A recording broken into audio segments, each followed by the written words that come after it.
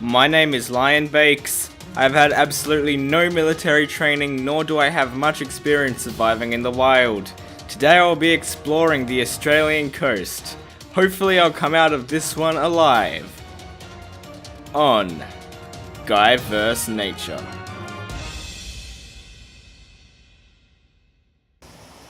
To show the extremes of the Australian coast, I've only brought with me a backpack, a water bottle, and a safety survival spoon. Hopefully this can show you how to survive with the bare minimum. Woo! I'm here in the Australian coast. It's a tough place to be in, really. It's very humid. The only water you get is seawater, and it's extremely hot. The water literally dripped right off my clothes and dried up before I even got out of the water. Because I had to swim here, because I was dropped off on this island. Today, we'll be searching for some eggs. The southern Australian hen likes to lay her eggs on the coast, bury them underground, and come back 3 months later for them to hatch. Luckily for me, this beach was the very last beach the hen likes to lay her eggs before she decides to call it quits. I've just started digging a hole to find this egg. The safest way to find it is by using your safety survival spoon. Now, if you try digging with a knife, you could cut the egg, so you gotta just dig. And hold on, let me just use my hands a bit. Oh my god, I'm not sure how well you can see this because of all the shadow, so let's try to dig around a bit more so we get more sunlight in here. But look at this. We've got what looks like an egg.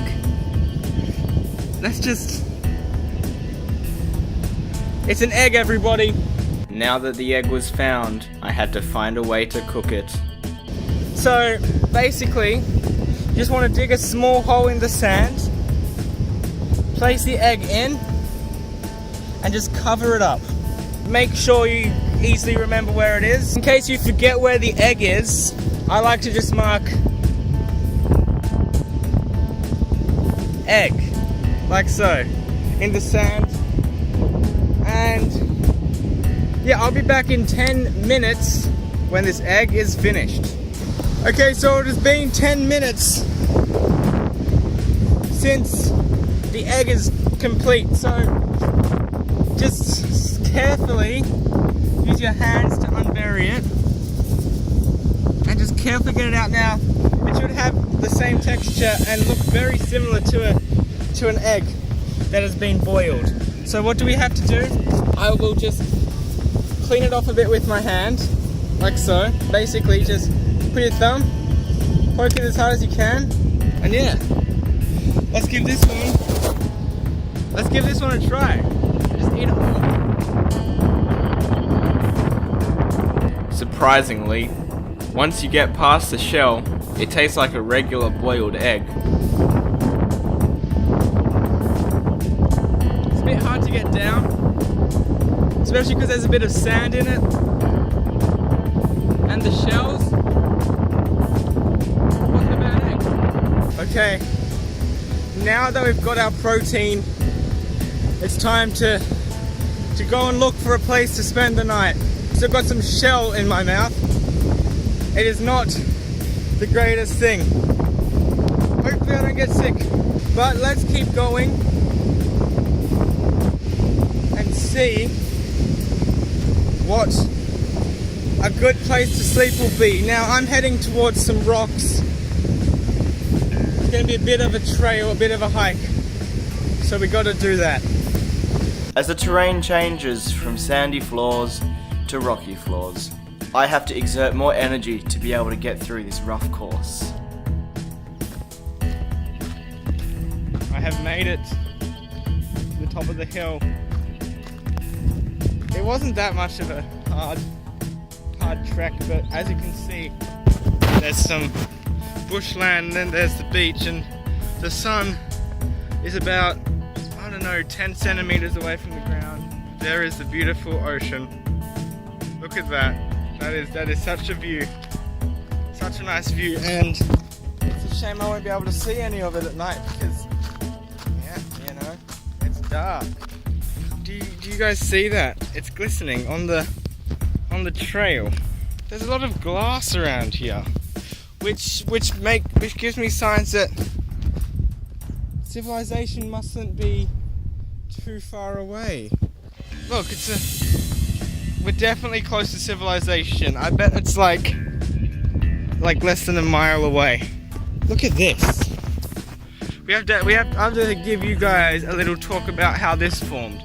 So do you see how perfectly stable these are? These rocks formed about 1 trillion years ago when the Earth was just starting to have mammals walking on it.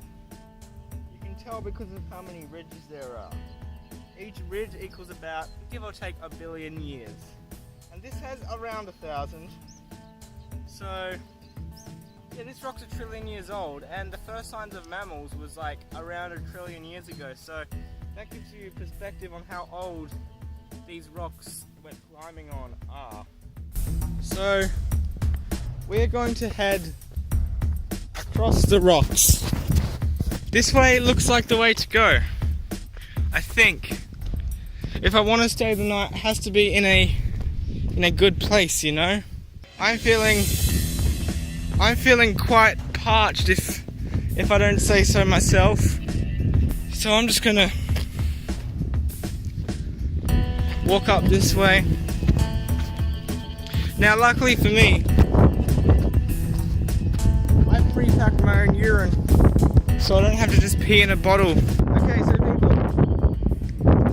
forget that it says tropical fruit drink on it, okay? This was just the bottle that I had available, and it's a big one, so let's have a try.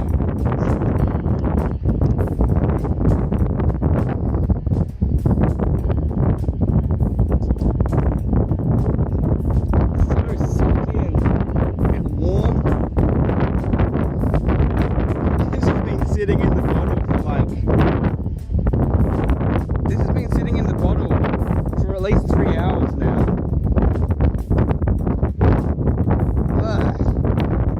Okay, we gotta run. We gotta run, people. We gotta run.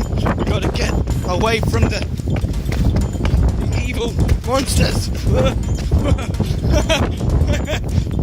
I'm going backwards. The arrows are pointing me in the other direction. Across this perfectly placed boardwalk.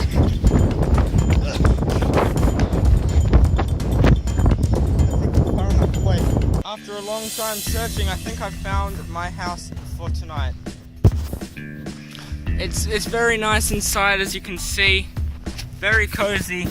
And it's going to be very easy to catch a few winks and then wake up in the morning. I don't know how much sleep I get, but yeah, it's pretty good, but we still got some daylight, so it'll give me a bit more time to explore. I think best measures. Wait a minute. Am I seeing this? Am I seeing this correctly?